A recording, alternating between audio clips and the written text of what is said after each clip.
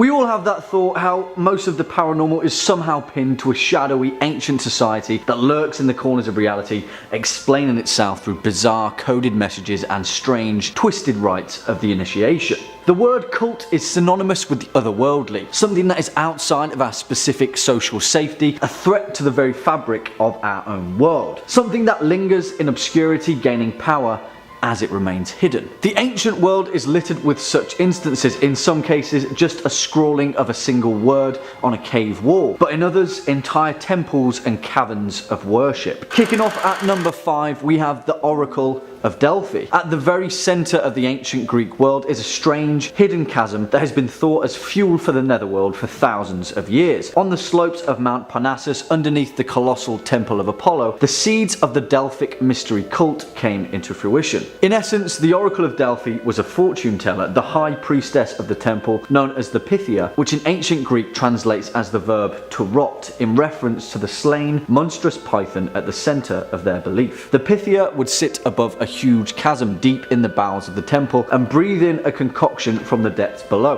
thought to give her hallucinogenic properties that would induce prophecy. So accurate were her predictions, though, that the Pythia was thought to be the most influential woman in the classical world. Whoever held the title would go on to influence the decisions of Alexander the Great, Croesus, and King Leonidas, just to name a few. Coming in at number 4, we have Mithraism, also known as the Mithraic Mysteries. This ancient Roman cult was centered on the god Mithras, an ancient Persian god which is also tied to the Sanskrit Mitra, a god of the sun. Now, if we're talking the stereotypical aspects of a cult, then this is where it all started. Strange, complex sets of initiations, secret handshakes, and bizarre, ordained meetings in hidden underground temples. You know the stuff. A lot of them are still around today actually, one of the best preserved being in London, England, of all places. Just a few steps away from the Bank of England is London's Mithraeum, where ancient Roman soldiers would meet in secrecy and whisper the name of their god. But what's so scary about that? You know, sounds harmless enough. Well, these guys were totally obsessed with Mithras slaying the bull and ritualistically reenacted it whenever they got the chance with live animals and the consumption of flesh. Gradually, this got a little bit out of hand and people became part of the menu. Yep. Cannibalism. Also a little bit scary, but many people believe that the Mithraic cult is still around today, just lurking somewhere in the shadows, probably London. And next at number 3, the cult of Isis. Popping over to ancient Egypt, the phrase death cult doesn't get more death-y than the cult of Isis. Incredibly popular with ancient Grecian and Roman society, the goddess Isis was central in the Old Kingdom's Osiris myth, where her husband, the divine king Osiris, was slain and resurrected by her hand. The mysteries of Isis were strangely popular in the ancient world, where initiates to the cult would undergo elaborate ritual purification before being brought into the innermost part of Isis' temple. The catch though was that they had to pledge their mortal soul to the goddess of rebirth. Sounds innocent enough, eh? But this often meant that somewhere, someone along the line was getting ritualistically sacrificed. Never good. Bringing us in at number 2, Happy Science. Happy Science, well, its name definitely doesn't reflect the tone of its actual nature. In fact, as far as terrifying modern cults go, Happy Science is probably near the top of the list. An absolute mishmash mashup of world religions, from New Age hocus pocus to far-right nationalism. The leader of Happy Science, a man named Raihuo Akawa, claims that he's a supreme being called El Kanter, a combination of Jesus Christ, the Buddha, and the Prophet Muhammad. Formed in 1986 by the former salaryman, Akawa initially called the group the Godlight Association. His pursuit is to create a 9-dimensional heaven, whatever that may be, with himself at the head of the whole cult of personality shenanigans. Here's the kicker though, the group claims to have over 12 million members worldwide and have also founded their own political wing called the Happiness Realization Party. And here's the crazy part, this group advocates violent Japanese nationalism, denying historical atrocities and advocating for war between China and North Korea. Let's hope they stay just a cult, right? And finally, at our number 1 spot, NXIVM. If you're wanting to find a modern cult that is incredibly recent, then look no further than NXIVM. According to their website, NXIVM is a company whose mission is to raise human awareness, foster an ethical humanitarian civilization, and celebrate what it means to be human. Well, apparently that translates to being at best an abusive pyramid scheme, and at its disgustingly worse, a human trafficking operation and sex cult subsidized by expensive brainwashing. NXIVM and its owners have been indicted on several federal charges, including sex trafficking, and have been accused of being a recruiting platform for a cult operating within it, variously known as DOS or the Vow, where women members in particular were forced into sexual slavery and physical abuse. It's a disgusting modicum of the abuse of power demonstrated at the expense of vulnerable individuals. The cult was found in 1998 by Keith Raniere, who through several decades of deception managed to coerce over 17,000 under the organization's influence. This has included a huge amount of celebrities, actors, actresses, models, and other public figures. The lid was fully blown open in March 2018 when Raniere was arrested and federally indicted, shortly followed by other important figures in the cult. Coming in at number 5, Rosemary's Baby.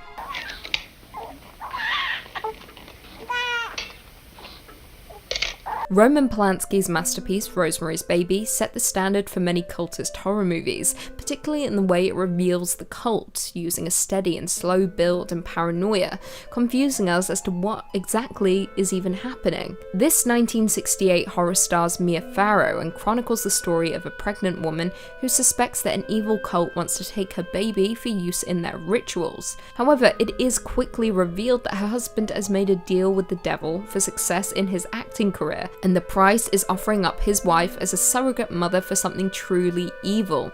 Satan's son. That's right, the cult uses Rosemary as a sacrificial lamb for Satan's grand return through his own offspring, and it is truly terrifying. The general sense of unease throughout the movie is why Rosemary's Baby is an absolute classic, and perhaps one of the scarier movies in the horror genre. The horrors depicted on and off the screen aided in the rumour that the film was actually cursed by the cult and summoned demons, with many incidents occurring off-screen to the cast and crew, including the slaying of Roman Polanski's wife, Sharon Tate, at the hands of the Manson family. Coming in at number 4, VHS 2 Safe Haven. Safe Haven is one of 4 sections in the 2013 anthology found footage sequel VHS 2, with the segment being directed by Timo Tjahjanto and Gareth Hugh Evans, and being the best section in the entirety of the movie. The plot follows a news crew composed of 4 members who infiltrate an Indonesian cult in the hopes of shooting a documentary about their mysterious activities. Inside the building, they find the walls adorned in bizarre symbols, school children in classrooms, and women dressed in white garments. One of the crew, Malik, then overhears that his fiancée Lena is pregnant with another crew member's child, Adam. Things then descend into total madness. The deeper the crew go inside the building, with Lena being abducted by several women, with the cult hunting down the crew members for sacrificial reasons. Now, with only 29 minutes to play with, Evans and Tjahjanto don't hold back, not even for a second, with the segment being insanely action-packed and gore-filled from start to finish. Not to mention it builds to an insane gore-soaked climax that will shock the audience. Cult are successful in their demon summoning, with the beast making its grand appearance towards the final moments of the movie, and it does not disappoint. Swinging in at number 2, Asherism. We've covered these guys quite regularly in our demon series, but if you didn't know, Asherism is pretty gnarly business. Known as the national cult of the Assyrian people, where the majority of ancient Assyria chose to worship a polytheistic religion with thousands of different gods, similar to that of ancient Babylonia. They shared many creation myths to that of Judaism and Christianity, such as the Great Flood and the Tower of Babel. But what separates Asherism is its fascination with demonism and their willingness to worship. For example, the tale of Lilith, Adam's first wife, who went on to become the demonic queen of the succubi. Although you could argue that this is just in essence a collection of smaller cults, Asherism didn't come into written fruition until after the fall of the Assyrian Empire, where these cults were continued to be worshipped in the surviving city of Assur. This became a melting pot for Asherism, with the cults of Sin, Nikal, Bel, Nabu, Apu, and Tammuz being twisted into a fervent blend of godhood and demonism. Mass ritualistic sacrifice, stake burnings, cannibalism, it all went down here, and it's not good. And finally, at number 1, the Knights Templar. This wouldn't be an ancient cult list without everybody's favourite shadowy secret society, the Knights Templar. Also known as the poor fellow soldiers of Christ and of the Temple of Solomon, that's a mouthful, the Knights Templar were a Catholic military order recognised in 1139 by the papal bull of the Holy See. Although records state that the Templar were active until about 1312, the order's main functionality was prominence in Christian finance. They managed a large economic infrastructure throughout the Christian world, developing financial techniques that would later become an early form of banking. In essence, they were the world's first multinational corporation, which has led many people to believe that they're still around to this very day, just in another form. Cue conspiracy music. Their initiation rites are still shrouded in secrecy, where outsiders were discouraged from attending the ceremony over fear of its sensitive nature. This led to the suspicion of medieval inquisitors and eventually the acquisition and execution of over 90% of the order's members who were burned at the stake. Well, what did they discover? Well,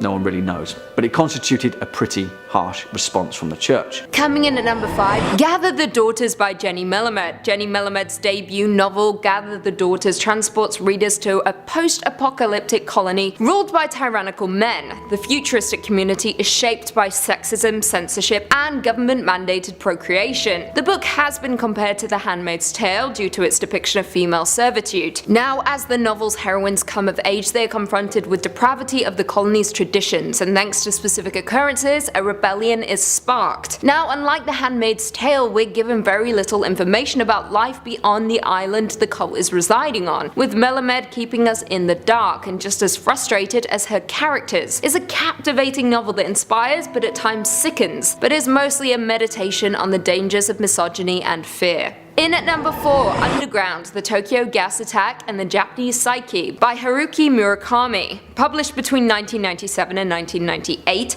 Underground is a book by Japanese novelist Haruki Murakami about the 1995 Aum Shinriko sarin gas attack on the Tokyo subway. The attack was an act of domestic terrorism perpetrated on 20th of March 1995 by members of the cult movement Aum Shinriko. In 5 coordinated attacks, the cult members released sarin on 3 lines of the Tokyo Metro during rush hour, killing 13 people, severely injuring 50 and causing temporary vision problems for nearly 1,000 others. The cult, which was led by Shoko Asahara, had already carried out several other assassinations and terror attacks using sarin, and had also produced several other nerve agents including VX and attempted to produce botulinum toxin. In the raid that followed the attack, police arrested many senior members of the cult, with over 200 members being arrested. To this day, the attack remains the deadliest terror attack in Japan. Now, Murakami's novel is made up of a series of interviews with individuals who were affected by the attacks, and the English translation also includes interviews with members of Aum, the religious cult responsible for the attacks. In the novel, he attempts to make sense of the horrific attacks, and in turn is a true testament to the resilience of the human spirit. Coming in at 3, The Shelter Cycle by Peter Rock. Inspired by true events, The Shelter Cycle, written by Peter Rock, tells the story of 2 children, Francine and Colville, who grew up in the Church Universal and Triumphant, a religion that predicted the world would come to an end in the late 1980s. While their parents built underground shelters to withstand the impending Soviet missile strike, Francine and Colville played in the Montana wilderness, where invisible spirits watched over them. However, when the apocalypse does not occur, the sex members are forced to resurface and grow up in a world they believed might no longer exist. Now, the depiction of the cult is harrowing, but what makes the book more unsettling is the depiction of someone who has survived it. Someone who, having lost his rudder, might be capable of absolutely anything. Now, as outsiders, we believe that when people escape a cult, they are safe, right? However, Peter Rock turns this on its head and examines how cults continue to live inside of us, evolving and changing over time. Number 2, The Hermetic Order of the Golden Dawn. Wow. Coming up next is going to be the Hermetic Order of the Golden Dawn, which was a mystical 19th century order emerging in England, and one of the best names for a secret society like ever. This sounds like the villains of a Final Fantasy game. The Order was famous for its esoteric tradition and practice of magic. Yep, the Order that sounds like it's a bunch of wizards did practice magic. The Golden Dawn sought to explore the spiritual and occult aspects of the world through their rituals and symbolism. Now, the Order was founded by three key individuals. That's William Woodman, William Westcott, and Samuel Little McGregor Methers, who secretly resented the other two members for having alliterative W names, and he felt deeply left out. Over the years, the Golden Dawn would attract plenty of notable figures, including notorious occultist Aleister Crowley, who did also inspire one of the best Black Sabbath songs. Internally, the Golden Dawn experienced a manner of conflict. Disagreement over leaderships, initiation, and the true nature of the Order's teachings and mission were all things that caused strife. Some people later on have suggested these internal conflicts were planned to maintain control and secrecy over the organization. Imagine that. Your organization is so secret, you need to get rid of your own members. Keep them out of the loop. They know too much. Conspiracists believe that the Order's supernatural ties mean they are involved with some paranormal entities. Maybe we're getting a little bit out there. Believing that they were able to manipulate and control individuals and situations. They could control minds and influence. Summon demons. Of course, it could also just be a giant load of hullabaloo, and the Golden Dawn could have been nothing more than a bunch of old men role-playing wizards like a Dungeons and Dragons club. We'll probably never know the truth, though. At number 1, we got the Illuminati proper. They had to be the number 1 secret society, right? Who else could it have been? Is there a more famous secret society? There's probably more secret societies, but I wouldn't know about them. You certainly know the Illuminati as this shadowy organization of puppet masters pulling the strings and influencing the world behind their scenes, using Jay-Z and Beyonce to further their goals somehow. But what do you know of the group's origins?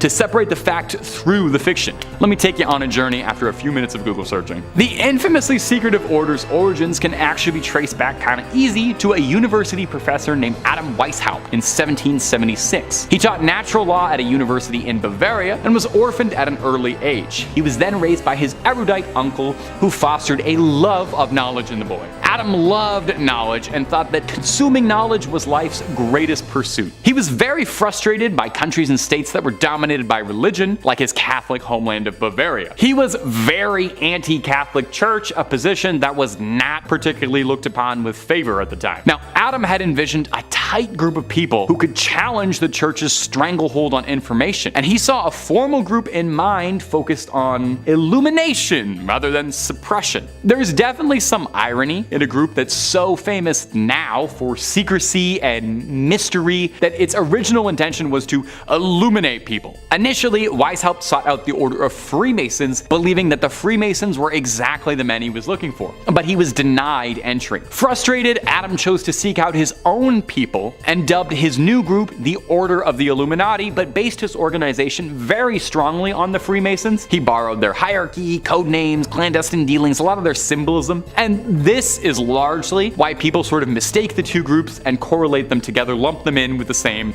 conspiracies. Adam did also pluck several Freemasons from lodges to come join, so undoubtedly there was crossover between both groups, but they're different things. Since then, pretty much every single conspiracy theory imaginable has been connected to the Illuminati. Governments, banks, entertainment, bada bada bada bada bada bada. It's all orchestrated by the Illuminati, and we simply play out their script. Symbols such as the Eye of Providence are seen as proof. It's on the dollar bill, or there's symbology used in music videos and entertainment. That's proof of the group's control. Anytime you see Jay-Z doing one of these, that's proof that he's an Illuminati agent. So there was a real Illuminati, definitely, and there were a bunch of Bavarian nerds, but is there still an Illuminati pulling all the strings? We may never know. We only have the information that they give us in little tidbits here and there, like what you just saw here. As long as they don't take this video down. Kicking off at number 5, we have the Church of Bible Understanding. Founded in 1971 by Stuart Trail, this communal organization was originally known as the Forever Family at its home location of Allentown in Pennsylvania. It gathered steam in the late 70s after moving its headquarters to New York, where it developed a controversial network of churches and communes and amassed over 100,000 members at its peak. Bizarrely enough, Trail's motive was to encourage members to break break off contact with their families, forcing them into their communal lifestyle and working essentially as free labor for a number of businesses. These included a carpet cleaning business and a used van venture. The group has been accused of being a cult on numerous occasions, and it's suspected that their leader, Stuart Trail, became a multi-millionaire from the exploitation of young, vulnerable adults. In later years, after a string of controversies, its members dwindled to a few hundred, but recently in 2013, the church was accused of gross misconduct at a number of their orphanages in Haiti, despite claiming to spend $2.5 million on their upkeep annually. Next up at number 4, Realism. One of the most notorious cults in modern history, Realism began in 1974 after a Frenchman named Claude Vauquelin claimed he'd had a vision of an alien spacecraft descending over southern France. He said that the craft was filled with strange beings that told him humans were the only hope for the future of the universe, and then handed him a Bible. Apparently, he was there for over 6 days, and the head alien, coincidentally named Yahweh, explained that the Old Testament is actually a record of humanity's early days, and that he needed to construct an embassy ready for the aliens when they would eventually return to inhabit Earth. Sounds pretty kooky, right? Well, for the next 3 decades, his teachings amassed a following of over 20,000 people, where they essentially worshipped aliens, opposed violence, championed science, and participated in mass orgies. Whatever floats your boat, I guess. Well, things got even weirder in 2002 when the cult claimed to have done the impossible and cloned a human, a baby girl named Eve. Of course, everyone went nuts. Even the White House got involved. Lawsuits were filed, but the realists stuck to their guns and still to this very day claim to be still producing human clones. Coming in at number 3, Congregation for the Light. Now, the majority of this list are organizations that are happily out in the open, that try and amass as many members as they can, get under their leadership. Well, these guys like to do things a little bit differently. Strangely enough though, they like to be out in the open, avoiding the backwater compounds synonymous with many other cults, and instead having their headquarters deep in the heart of Manhattan. They're controlled by one all-powerful leader, Tom Baer, a 73-year-old Ohio native who denies that the light is a cult. He preaches bizarre racial theories regarding Aryans and Atlantis, preps his people for a doomsday event, speaks about complex mythology involving owls and squirrels, and has an all-powerful grip on the relationships and love lives of its members. The Congregation of the Light is an incredibly small cult, having only roughly 200 members, but the scary thing is how secluded the group are, with the majority of them being born into the light. Coming in at 2, The Girls by Emma Cline. The Girls is a 2016 debut novel by Emma Cline and is loosely inspired by the Manson family and the murder of actress Sharon Tate. The novel itself is set in 1969 and focuses on 14-year-old Evie Boyd, who feels isolated and unloved and ends up spending the majority of that summer with a group of teenage girls on a ranch who are all devoted to a man named Russell. Now, the novel never explicitly states that it's talking about the Manson murders, but it's obvious to almost everyone who reads it. Cline also gives intimate insight into adolescence, desire, and the grotesque lengths some are willing to go in order to feel like they belong. Now, for those who don't know, the Manson family was a desert commune and cult led by Charles Manson that was active in California in the late 1960s and early 70s. The group consisted of 100 of his followers who lived an unconventional lifestyle with habitual use of hallucinogenic drugs. Now, on the evening of August 8, 1969, 4 members of the Manson family invaded the home of actress Sharon Tate and movie director Roman Polanski and murdered Tate, who was almost 9 months pregnant at the time, along with 3 friends who were visiting and an 18-year-old visitor who was slain as he was leaving the home. The Manson family were brutal and absolutely abhorrent, so if you want to read a fictional depiction of the group, check out The Girls. Number 5, The Skull and Bone Society. Now, I'm gonna be honest, this video might be the one to get the channel taken down. I've made a lot of bold videos. I've made some very heretical claims against the Catholic Church, and I've said some wild things and claimed them as facts regarding the Megalodon, but this might be the video to get the channel blacklisted as we start diving into and talking about some of the most secretive societies out there. The Skull and Bone Society is one of the more well-known secret societies, and yeah, I guess that's kind of an oxymoron. It's an undergraduate society at Yale University. Founded in 1832, it's renowned the world over for just how darn secretive it is, and its practice of strange rituals and its secret membership. Partly why it's so captivating to conspiracy theorists is its alumni are something to boast about. Many presidents have been members of the Skull and Bones Society, both Bush Sr. and Jr. Speculation runs rampant when it comes to the Skull and Bones, suggesting that powerful elites from within influence politics and finance. Now, membership, as one could expect, is very limited to a select few senior students at Yale who are chosen through mysterious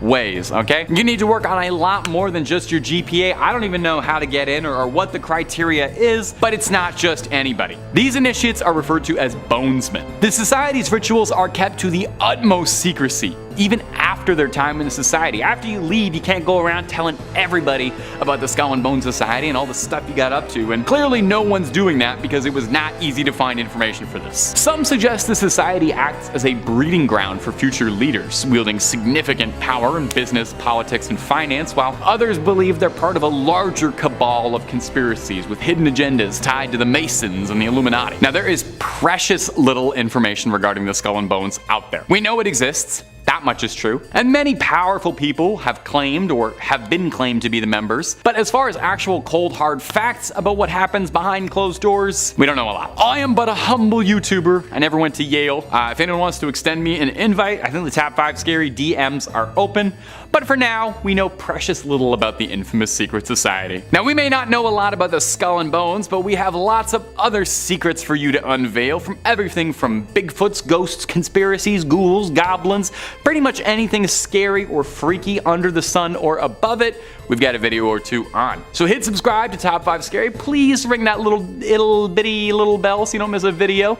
But do that at the end of this video so I can tell you about all these other secret societies, okay? Number 4, Freemasonry. Our next entry is the Freemasons, a group I am sure you've probably heard of before. The Freemasons are a fraternal organization that traces its origins back to the medieval guild of stonemasons. Makes sense? Now, while its early history is rooted in the craft of stone masonry, or blue-collar work, the modern-day Freemasons have evolved into a global fraternity that promotes brotherhood, personal development, philanthropy, and if you believe the stories, might secretly be running the world from behind the shadows. Freemasonry has long been associated with conspiracies, definitely because of its secretive nature, its symbols, and its historical prominence. The group actually does have slight ties to the founding of the Illuminati, with the group's order serving as inspiration for Adam Weishaupt's group, which we will talk about more about at the end of the video. Freemasons are sometimes spoken of like a synonym for the Illuminati, like they're interchangeable groups, with the belief that Freemasons are involved in clandestine activity. To the theorists, Freemasons control governments, banks, using their influence, and pointing out that throughout history, many notable world leaders and key figures have been Freemasons or have had familial ties to Freemasonry. There are some wilder conspiracy theories out there too that suggest that Freemasonry is tied to supernatural or occult practices, claiming that Freemasons engage in esoteric rituals and possess hidden knowledge, ancient mysteries, secret teachings.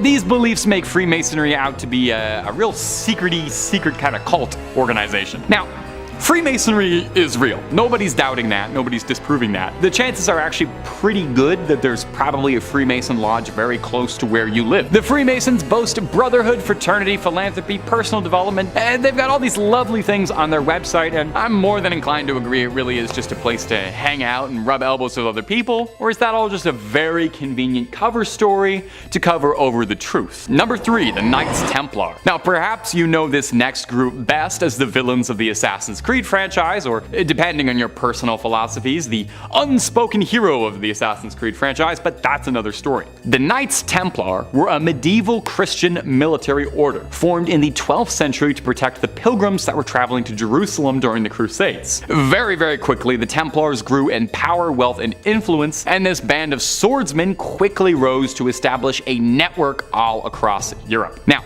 There have been a ton of conspiracies revolving around the Knights Templars over the years. I'm sure partly because the Knights Templars is a very cool sounding name. They also had a sudden and dramatic downfall. Didn't have anything to do with any order of hay-jumping assassins, but they did close their gates pretty quickly. In 1307, King Philip IV of France initiated a campaign against the Templars, accusing them of many heinous crimes, heresies, idolatry, corruption, secret ceremonies. Now, the order was officially disbanded after this, and many of its members were arrested, interrogated, and executed. And quick aside, the Templars really did do a lot of these things, and the Templars did unspeakable things during the Crusades, and it's not that far to say the Templars were a very, very, very malignant presence. One prominent conspiracy theory suggests that the Templars possessed hidden knowledges or relics, including the Holy Grail or Ark of the Covenant, believing these sacred artifacts bestowed them incredible power and influence. Some people also theorize that the Templars knew they were going to be disbanded, and they concealed these treasures to pass them on to other secret societies.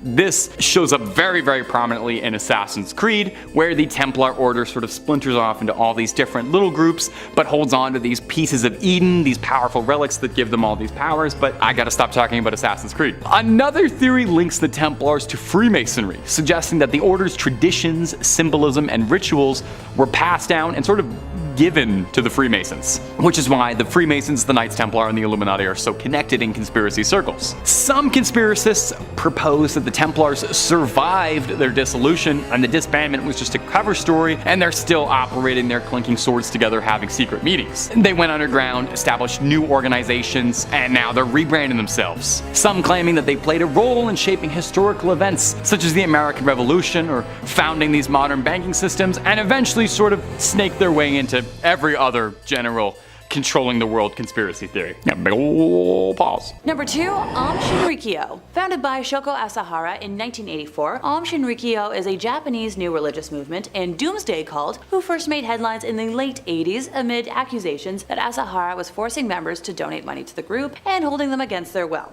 Pardon me, I'll backtrack for a moment. Although Aum was, from the beginning considered controversial in Japan, it was not initially associated with serious crimes. Aum's public relations activities included publishing comics and animated cartoons that attempted to tie its religious ideas to popular anime and manga themes, including space missions, powerful weapons, world conspiracies, and the quest for ultimate truth. Like many cult leaders, Asahara believed in an imminent doomsday. This time it was caused by a world war started by the United States. And of course, according to him, only his followers would survive. In 1991, Aum began using wiretapping to get NTT uniforms and equipment and created a manual for wiretapping. In July of 1993, cult members sprayed large amounts of liquid containing Bacillus anthracis spores from a cooling tower on the roof of Aum Shinrikyo's Tokyo headquarters. However, their plan to cause an anthrax epidemic failed. The attack resulted in a large number of complaints about bad odors, but no infections. Thank goodness. But by the end of 1993, the cult started secretly manufacturing the nerve agent sarin and later VX. Aum tested its sarin on sheep at Banjawarn Station, a remote pastoral property in Western Australia, killing 29 sheep. So both sarin and VX were then used in several assassinations and attempts between 1994 to 95. In 1995, the group executed a sarin gas attack in the Tokyo subway, which caused the deaths of 12 people and injured 50 more. The group says that those who carried out attacks did so secretly, without being known to other executives and ordinary believers. After that attack, Japanese authorities learned that the group had also been responsible for the death of lawyer Tsutsumi Sakamoto, who was working on a class action lawsuit against Aum Shinrikyo at the time of his death. Almost forgot, the group also killed his wife and descendant. Yes, independent people. On July 6th of 2018, after exhausting all appeals, Asahara and 6 followers on death row were executed as punishment for the 1995 attacks and other crimes. So I'm glad that unlike, some of the other folks I've discussed today, some justice was actually served in this situation. 6 additional followers were executed on the 26th of the same month, and at 12:10 a.m. on New Year's Day of 2019, at least 9 people were injured when a car was deliberately driven into crowds celebrating the New Year on Takashita Street in Tokyo. Local police reported the arrest of Kazuhiro Kusakabe, the suspected driver, who allegedly admitted to intentionally ramming his vehicle into crowds to protest his opposition to the death penalty, specifically in retaliation for the execution of the before-mentioned cult members. Number 1. Good News International Church. The Good News International Ministries, GNIM for short, or Good News International Church, was founded by Paul Mackenzie and his first wife in 2003. So this group attracted international attention in April of this year when it was revealed that Mackenzie had allegedly instructed members to starve themselves to meet Jesus before the end of the world, which has resulted in the deaths of over 400 people. And when you consider more than 600 people have been reported missing,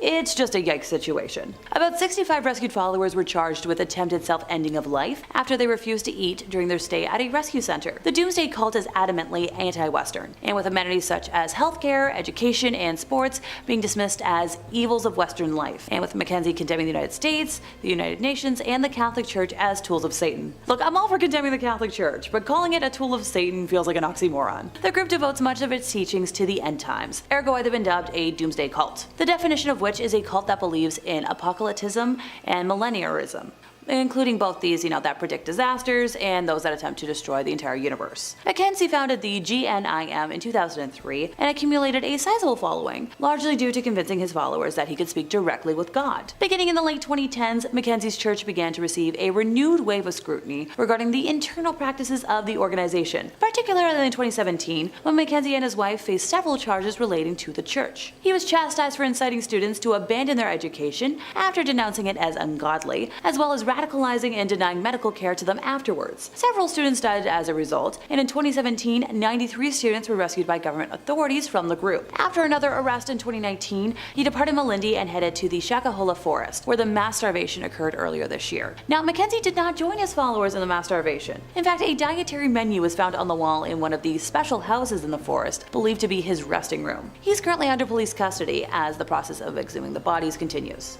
Police authorities claim that some bodies were missing organs and believed they were being harvested and sold. Number 3. Realism. Realism is the teaching that humanity was birthed by a hyper-advanced race of aliens called the Elohim, who genetically engineered us as their children. Our most famous religious leaders over the years were Elohim human hybrids, whose wondrous abilities and powers were mislabeled as prophets. It's said that by 2035, if realism's followers have achieved the tenets correctly and fulfilled the movement's teaching by spreading its message and building an embassy to welcome its 39 prophets, the group rose to prominence in the 1970s when its leader, Claude Vorion, who called himself Rayo, claims he had an experience with a UFO where a spacecraft flying overhead was full of beings who told him about humanity's future and past and handed him a Bible and told him it was his mission to build that embassy. Now, all of this sounds like pretty standard cult stuff, worshipping aliens who are secret progenitors, but where things get pretty interesting and worthy of note is that around 2002, a company called Clonaid, with direct ties to realism, claimed to have done the impossible and cloned a baby girl, appropriately named Eve. Immediately, it spurned all kind of controversy, led to several investigations, discussions about the ethics and morality of the situation. But despite all this, no actual evidence of the clone baby ever came up. Eve isn't the only alleged baby birthed this way through Clonaid, with several claims of Clonaid brand clones being produced since the original story in 2002, all with dubious claims, including controversial rapper Kid Buu, who claims to have been born there. So either Eve is still hiding somewhere, or maybe it was a bit of an exaggeration. Regardless, Clonaid charges up to $200,000 for their services, which might seem a bit expensive, but hey, you're getting a great deal on a clone. You're gonna make your money back on that. So if anyone's got a piggy bank just weighing them down, please send me a message and then get back to me and introduce me to you and your clone. Number 2. The Patriotic Order Sons of America. Imagine a time when patriotism was at its peak and everyone wanted to celebrate their love for their country in a unique way. How fitting that I'm filming this on the 4th of July. Happy Joey Chestnut Day, Americans. Enter the Patriotic Order Sons of America, the POSA. This organization, founded in 1847, aimed to promote American values, apple pie, American history, and strengthen the bonds of brotherhood among its members. So it's kind of like the America fan club, you know? Americans love America, by and large, but these guys really loved America. Picnics, parades, all manner of social congregation, so long as that social congregation was about celebrating Uncle Sam's land of the free and home of the brave. Now, I am making it sound like it's a patriotic summer camp. And it kinda is. But it was also about education and the preservation of American culture. They upheld the importance of American history by building historical societies, museums, and libraries to collect and document artifacts and stories from the past, like a time machine to the days of old. Now, like any other secret society, obviously they have to have some rituals and ceremonies. As far as we know, nothing too outright sinister, mostly just initiation rites. If you ask the organization, they'll tell you they're one of the most progressive patriotic institutions in the United States. Now, how progressive they actually are, definitely up for a little bit of debate. In the 1890s, they were only open for white Americans. Today, the order opens its membership to all native-born or naturalized American male citizens who believe in their country, so it's not super progressive. But as far as secret societies go, it seems like they're pretty benevolent and do just want to celebrate the country and not rule it in secret. Or maybe they do, I don't know. And number 1, the Molly Maguires. In the 1870s, 24 foremen and supervisors in the coal mines of Pennsylvania were assassinated. Now, who was behind the plot? The leading suspect was the secret society, the Molly Maguires. Now that's a secret society name. The Molly Maguires were an organization of Irish militants, who it's thought got their names because they frequently used women's clothing as a disguise while carrying out acts. This sounds a lot more like it's just a gang than it does a secret society. I'm pretty sure these guys were the bad guys at Red Dead Redemption 2. Operating primarily in the mid-1860s to 1870s, the group was named after a legendary folktale of Molly Maguire, an Irish nun who was evicted from her home. As such, the Maguires acted as a sort of big brother for Irish immigrants in America, aiming to address harsh working conditions and mistreatment by whatever means necessary. Faced with low wages, long hours, and unsafe working conditions, the Maguires sought to protect the rights and interests of their family through resistance, sabotage, and violence. The organization operated covertly, with members swearing oaths of loyalty and secrecy. Their tactics included coercion, intimidation, and you better believe just a little bit of political assassination. They targeted mine operators, foremen, and individuals they perceived as oppressors within the mining industry. Murders, all of this stuff pretty commonplace. The rise of the Molly Maguires attracted attention from mining companies and the government. The notorious Pinkerton Detective Agency, the actual bad guys from Red Dead Redemption 2, was hired to infiltrate and gather evidence against the group. High-profile trials followed, resulting in the conviction and execution of several Molly Maguires. The trials were marked by controversy and allegations of false testimony, leading to debates about the fairness of the proceedings. But if you know anything about the Pinkertons, it's that they don't really play fair. Today, the Molly Maguires are still sort of a subject of historical interest, serving as a reminder of the complex dynamics between labor, management, and immigrant communities in the United States during the 19th century. Number 5, Scientology. I figured it was the easiest to kick off today, with the most obvious cult, and personally for me, the scariest. Scientology is a set of beliefs and practices invented by the American author L. Ron Hubbard, who developed a series of ideas that he called Dianetics, which he represented as a form of therapy. Okay, yeah, that's great therapy. An organization that he established in 1950 to promote it went bankrupt, and he lost the rights to his book in 1952. He then recharacterized his ideas as a religion for tax purposes and renamed them Scientology. By 1954, he had regained the rights to Dianetics and founded the Church of Scientology, which remains the largest organization promoting Scientology today. There are practitioners independent of the church in what is called the Free Zone, and estimates put the number of Scientologists at just under 40,000 people worldwide. So, not a lot of people at all, just a small town. Scientology beliefs include reincarnation and that traumatic events cause problematic engrams in the mind. They claim that an activity called auditing can remove the bad engrams. A fee is charged, though, for each session of auditing. Once an auditor deems an individual free of engrams, typically after several years, they are given the status of clear. After being deemed clear, adherents can take part in further activities called operating thetan levels, which require further payments. The operating thetan texts are kept secret for most followers and are revealed only after adherents have typically given hundreds of thousands of dollars to the Scientology organization. If you don't have ridiculous amounts of money to burn,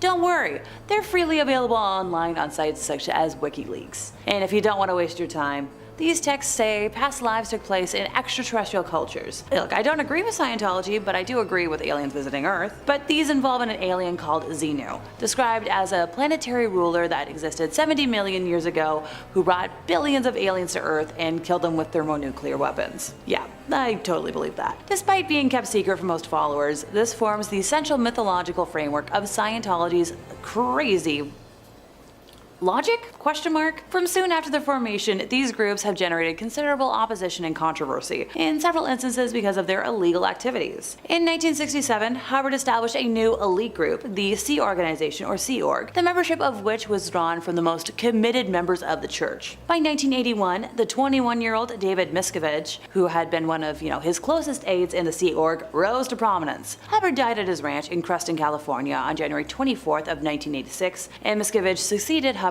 as the head of the church, a position he holds till this day. If you really want a mystery to solve, try and find David's wife. In 2013, actress Leah Remini, a former Scientologist and vocal critic of the organization, filed a missing persons report with the Los Angeles Police Department concerned about her disappearance. The LAPD allegedly contacted Shelley and closed the case within hours. Despite assurances from Church of Scientology spokespeople that Shelley Miscavige is alive and well, many continue to express skepticism. In 2022, after hearing about an investigation into now retired LAPD Captain Corey Palka about alerting others of confidential police investigations, Remini revealed photographs of Palka accepting a $20,000 check from Scientology for LAPD charities and one of a Scientology information kiosk located in the LAPD Hollywood division. While speaking with Palka in his office, Remini noticed a letter of thanks to him from Scientology with an invitation to lunch at their celebrity center. So, bribery.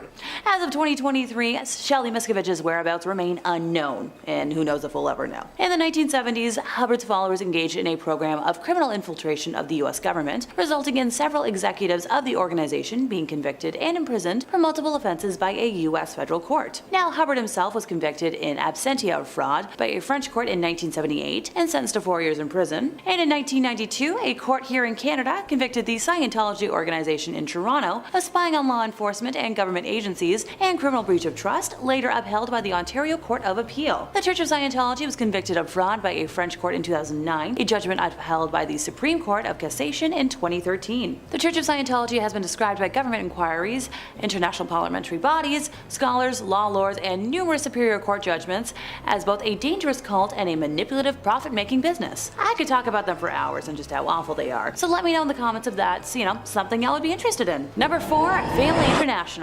Initially called Teens for Christ, Children of God, or COG, it was founded in 1968 by rogue preacher David Berg in Huntington Beach, California. Attracting young runaways and hippies, David preached a kind of worship that combined the ways of Jesus Christ with the free love movement of the 1960s. Group living, zealous converting, and isolated communes were all pillars of this church. Members, who amounted to around 15,000 people across the world at its peak, didn't go to work or go to school. And they also didn't believe in the nuclear family, so younglings were grouped together and lived separately from their parents. In the late 1970s, COG became notorious for the sexual practices that one of the founders' own daughters later described as religious sexual coercion. David coined the term flirty fishing, which was a sexual practice in which women would allegedly have sex with men to bring them into the cult. And if that wasn't scummy enough, he also promoted and encouraged the sexualization of younglings within the COG community. As David manipulated the COG family with his sadistic practices, members started leaving the community, including the families of actors Joaquin Phoenix and Rose McGowan, who both grew up in the communes. Former COG members began coming forward in the early 1990s, describing an environment that permitted and encouraged the physical and sexual taking advantage of younglings. Ricky Dupuis appeared on a talk show in 1993 and revealed that he'd been ordered by the group to forcibly fornicate with someone barely in the double digits of age. Ricky later took his own life, sadly, like many other members of the group, including the founder's son, Ricky Rodriguez, who was sexually taken advantage of throughout his life by his father and the group. Although David died in 1994 while under FBI investigation, the cult continues to exist and now goes by the name Family International, although the group claims that the horrific practices are a thing of the past. Why do I not believe them? Number 3, the Fundamentalist Church of Jesus Christ of Latter-day Saints, known as FLDS for short. Time to focus on the fundamentalist sects that split off when the core religion opted to renounce the practice of polygamy.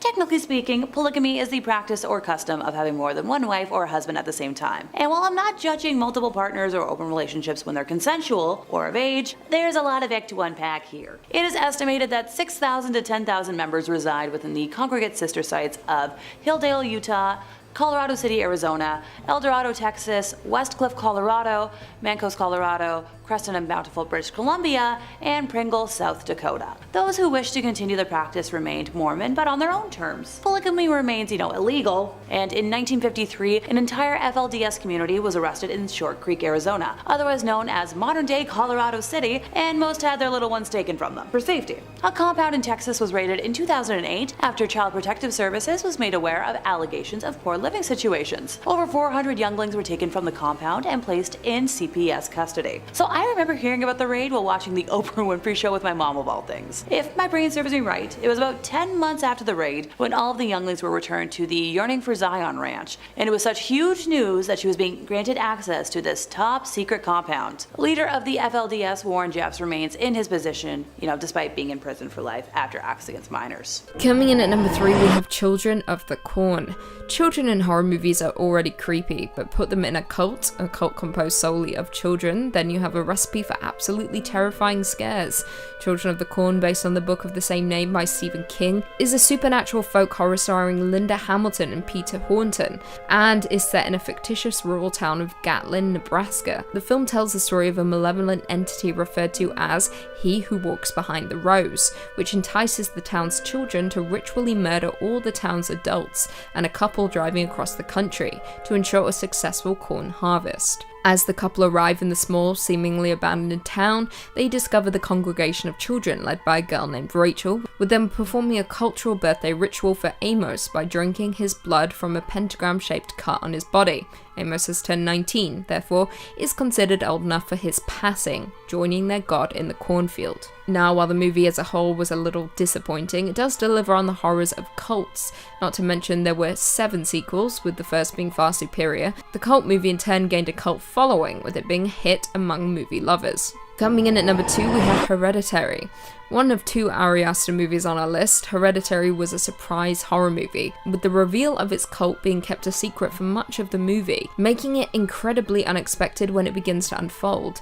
Released in 2018, Hereditary is Ari Aster's directorial debut, with it starring Toni Collette and Alex Wolff as a family haunted by a mysterious presence after the death of their secretive grandmother. However, what begins as a sober family drama very quickly descends into a crazy supernatural horror.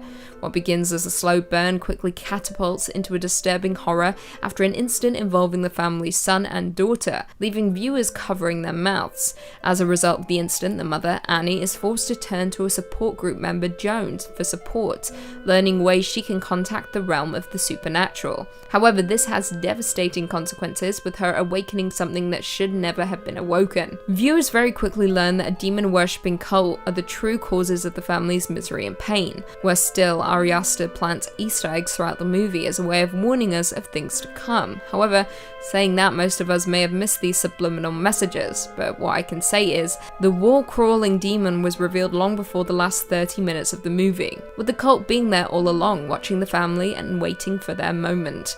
The cult in Hereditary are worshippers of Paimon, one of Lucifer's most obedient devotees, who rules 200 legions of angels, and is connected to the Tree of Death, hence why the treehouse in Hereditary is so important. The summoning of Paimon is gradual throughout the movie, but when he finally arrives and seeks solace in the body of one of the characters, well, it's enough to send shivers down anyone's spine. And finally, coming in at number 1, we have Midsommar. There are a few things more terrifying than a cult in horror movies. A group of people devoted to a dark high power who will do absolutely anything to appease the deity. No movie displays this as effectively as Ari Aster's Midsommar. Released in 2019, Midsommar is a folk horror film starring my queen, Florence Pugh, and follows a group of friends who travel to Sweden for a festival that occurs once every 90 years, only to find themselves in the clutches of a pagan cult. Now, unlike Ari Aster's Hereditary, Midsommar lays out its intentions from the very start of the movie. The movie kicks off with Dani discovering the death of both her sister and parents, with the incident putting a strain on Dani's relationship with her already distant boyfriend Christian. Not long after, she learns that Christian has planned a trip to Sweden with his friends to attend a midsummer celebration at an ancestral commune, so the group packs up and heads out. Things very quickly descend into madness, with the group arriving and being met by a large group of white cult members in a very peculiar white outfit, with Dani realizing that something isn't quite right here. However, her concerns are proven correct when 2 commune elders die by senicide via leaping from a cliff top, When the male elder survives the fall, the cult mimics his wails of agony and crushes his skull with a mallet. Yeah, things aren't fun in Sweden right now. Now, without ruining much more for those who haven't watched it yet, the cult does what is necessary to summon the dark higher power that they worship, with the American tourist being used as a sacrifice for the demon. Now, more interesting still, while this movie isn't entirely based on a real cult, director Ari Aster does describe it as a stew of sorts. I quote, "We're drawing from actual Swedish traditions. We're drawing from Swedish folklore. We're drawing from Norse mythology." All in all, Midsummer successfully draws on the disturbing conventions of cultist horror to generate a sense of dread and unease, making it my favourite folk horror movie and cult horror movie of all time. Number 5. The Bilderberg Meeting. Starting us off today, we are going to be talking about the uber-secretive Bilderberg Meeting. Now, this one is a little bit of a cheat because technically it's not really a society, but it refers to an annual gathering that definitely happens without any of us knowing, in secrecy, and involves a lot of key profile VIPs, so I'd say it qualifies. The first Bilderberg meeting dates all the way back to 1954 and was held at the Hotel de Bilderberg in the Netherlands, which is where the group has taken its name since. Convened by Prince Bernhard, the gathering was a collection of powerful politicians from North America and Europe, designed to foster warmer relations between the two continents among fear of growing anti-American sentiment in Europe. In layman's terms, the Bilderberg meeting is an annual meeting where high-ranking politicians agree to not start World War III just yet. Just not just yet. They'll do it eventually, but keep things cool for now. Now, because of this, the Bilderberg meeting has quite the guest list. It's a veritable who's who. Bill Clinton, Margaret Thatcher, Angela Merkel, Tony Blair, Henry Kissinger, Pete Davidson, to name a few. Now, what happens in these meetings is anyone's guess, as they're wrapped in complete and utter secrecy. The minutes are never released, and journalists are barred from reporting on it at all. In fact, I would not be surprised if this video was the first time you've ever even heard of this. The secrecy definitely paves the way for rumors, with the belief that the Bilderberg meeting is an extension of the Illuminati, with the members being part of the New World Order, conspiring to control the world behind the scenes. Now, the official website for the Bilderberg meeting maintains, thanks to the private nature of the meeting, the participants take part as individuals rather than in any official capacity, and hence are not bound by the conventions of their office or by positions, which definitely makes things more suspicious. We'll get to the bottom of this, I'm sure. But if you're looking for more conspiracies, well, Top 5 Scary has all of that and then some. We've got loads of things on secret societies, ghosts, ghouls, goblins, aliens, UFOs. If it's freaking you out, we've got a video or two on it, I promise you that. So hit subscribe, please do me a little favor and ring that little bell as well so you don't miss a single one of our videos. But do that at the end of this one, because I got 4 more secret societies that I'd love to tell you all about. Number 4, the Knights of Pythias. Coming up next is going to be the very mythical sounding Knights of Pythias. Oh, we love when a secret society is an order of knights. I love when something sounds like that. They sound like I gotta go bring them an ancient crystal. The Knights of Pythias was founded by Justus H. Rathbone, a government employee in Washington, D.C. in 1864 who historically has one of the coolest names I've ever heard. Justus H. Rathbone. My god, that just rolls off the tongue. He felt there was an absolute moral need for an organization that practiced brotherly love. He loved Philadelphia. City of brotherly love, he was all about that. Around the same time, the country was involved in a bit of a punch-up, bit of a brother against brother, a bit of a civil war, you might call it. So brotherly love was needed. President Lincoln, upon learning of this group, expressed his approval of its mission and values, and the Knights became the first fraternal organization in the States to be chartered through an act of Congress. Now, the name is a reference to the Greek legend of Damon and Pythias, the Pythagorean ideal of friendship, which I guess means that this secret society in Washington, D.C. is the Knights of Friendship. That's adorable. All of its founding members worked for the government, and the Knights' colors are blue, yellow, and red. Blue signifying friendship, yellow charity, and red benevolence. The Knights of Pythias are still operating to this day, and are a partner of the Boy Scouts of America. That's hilarious. The second organization to receive its charter from the US Congress. That's the official hierarchy in America. It's Knights and then Boy Scouts.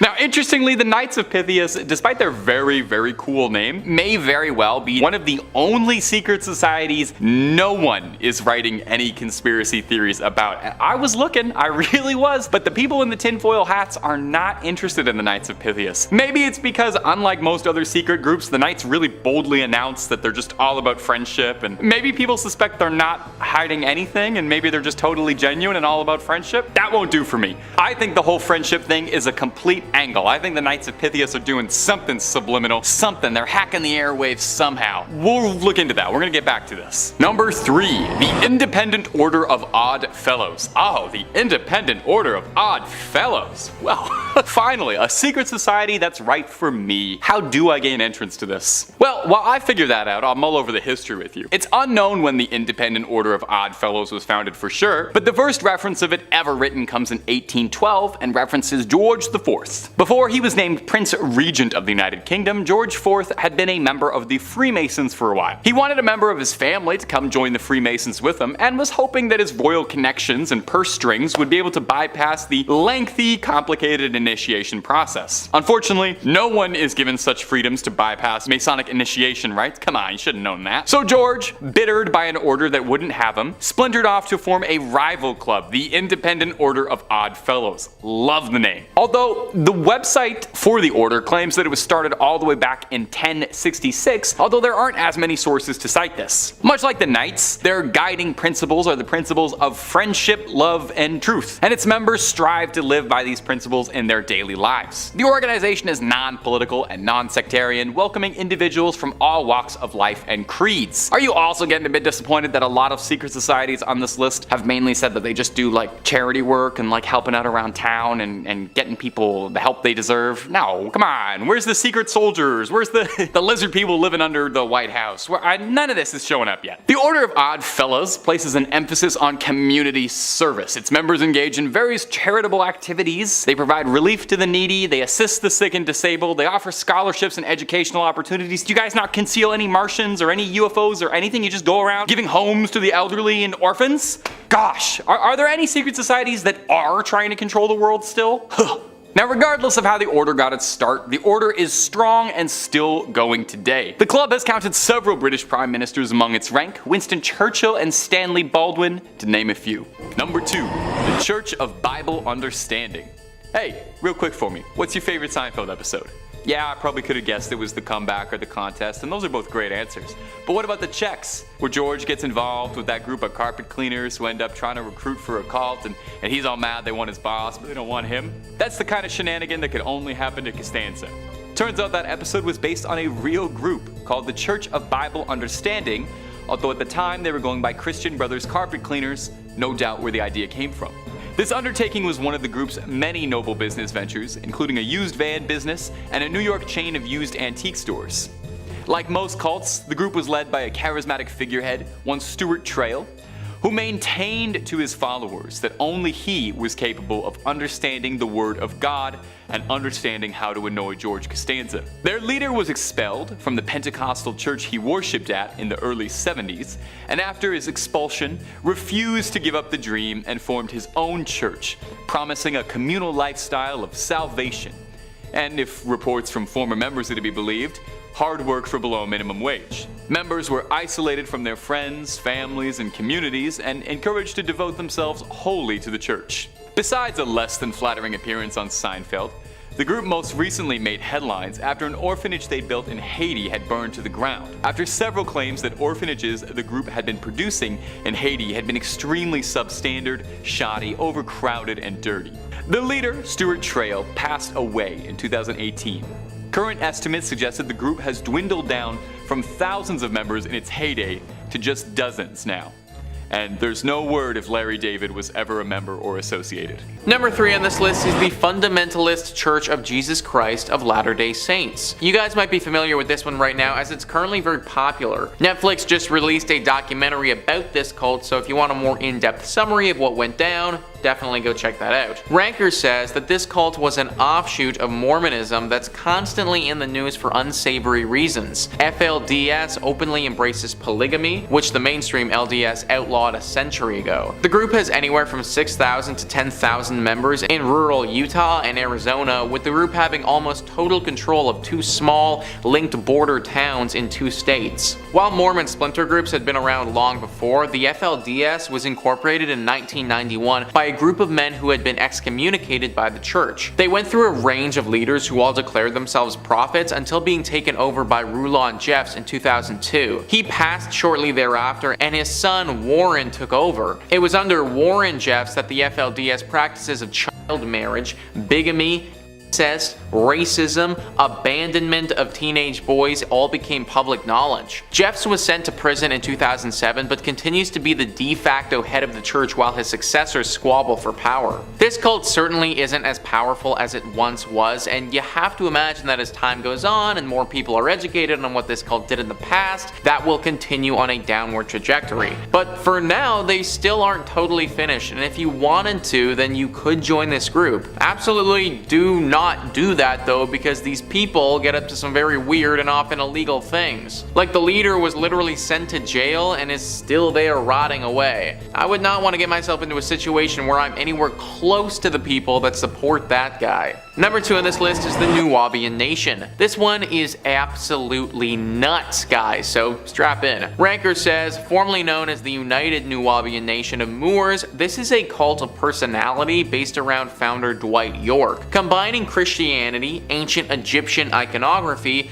African rituals, and a belief that aliens are coming. The nation believes that 144,000 chosen people will be taken away in a flying city, spirited to Orion to prepare for the final fight against Satan. Shockingly, York's mishmash of New Age concepts, black power militancy, and ancient Egyptian religion caught on in both the hip-hop community and in rural Georgia, where York built a massive compound made with donated funds. York's mythology grew, incorporating cloning, racial theory, cosmology, anti-government conspiracies, and linguistics. Even as the cult grew, York was under investigation, and he was finally detained in 2002 for running a massive human trafficking ring comprising as many as 1,000 individuals. He was sent to prison for life, and his compound was seized and demolished. The group still exists, though in much smaller numbers. If we just ignore all of the human rights violations for a second, which we shouldn't by the way, but let's just do it anyways for one moment, then at the best possible case scenario, you join this cult and then dedicate your life preparing for a battle with Satan that you may not ever have, because not only is that crazy, but you might not even be in the 140,000 people who gets picked to have said battle with Satan. Like, this just doesn't make any sense at all, guys. Then we add back on all of those human rights violations and all the other stuff that York was sent to jail for, and you get one sick and twisted cocktail that is this cult. Number 1 on this list is Church Universal and Triumphant. Yet another cult of personality in New Age clothes, the CUT was founded in 1975 as an offshoot of a different movement, Summit Lighthouse. Founder Elizabeth Clare Prophet pitched herself and her husband as messengers of the Ascended Masters, a set of spiritually awakened ancient beings central to the Theosophy belief system. They also threw in elements of Christian Science, the I Am movement, and Mormon-style doomsday prepping. The prophets grew wealthy enough to buy large spreads in the Santa Monica Mountains and Montana, while members drove themselves into debt building fallout shelters and paying huge sums of money to reserve a spot in the post-nuclear conflict society. The church was also accused of making illicit straw purchases and of using sleep deprivation against members who attempted to leave. In ill health, the prophet retired in 1999 and passed 10 years later. Since then, the church has gone through legal problems and succession squabbles, but members still meet on a regular basis. So yeah, just join this cult if you want to potentially get tortured from sleep deprivation. Oh, and while we're torturing you, we're also gonna take all your money and invest it into some underground bunker that you'll probably never use. If that doesn't sound like an excellent use of time and money to you, which it probably shouldn't, then I really wouldn't recommend joining this cult.